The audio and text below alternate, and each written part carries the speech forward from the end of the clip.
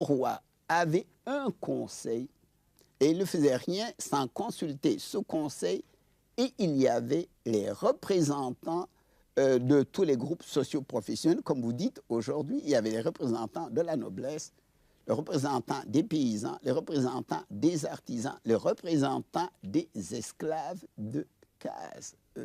Donc, il n'y avait jamais de décision sans délibération. Et actuellement, par exemple, je fête cette année le 52e anniversaire de mon entrée aux étudiants socialistes. Mais je suis un chrétien catholique pratiquant tous les dimanches.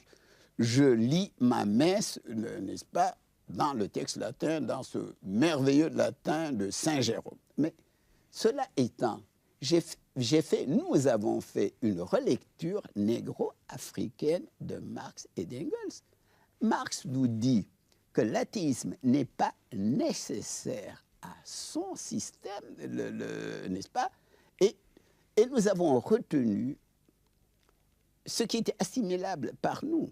Vous pensez qu'il faut faire une relecture africaine de tout ce que l'Occident peut vous amener? Mais exactement, nous faisons une relecture africaine de tout ce que l'Occident peut nous amener. Par exemple, à Dakar, les élèves de l'enseignement secondaire, les sections littéraires, ils doivent faire obligatoirement une langue classique, latin, grec ou arabe. Dans notre département de langues anciennes, n'est-ce pas, nous faisons une relecture négro-africaine de la langue et de la civilisation grecque, et nous avons découvert 8 à 9 dieux du panthéon hellénique qui sont noirs, comme Cybèle, la déesse de la fécondité, comme Circé l'enchanteresse, etc. Mais Monsieur le Président, est-ce que les jeunes intellectuels africains ne vous reprochent pas justement de trop pousser le grec, le latin, c'est-à-dire ce qui était appartenant beaucoup plus à la culture occidentale? Est-ce qu'un jeune Africain a besoin du grec et du latin? Oui. Bon, d'abord, qu'est-ce que c'est que la négritude?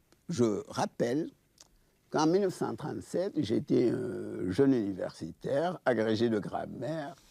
J'ai fait une conférence où je préconisais le retour aux langues et civilisations négro-africaines. Mais aucun intellectuel ne m'a approuvé. Ils ont réagi en disant, maintenant il est professeur de latin et du grec et il nous ramène aux langues négro-africaines.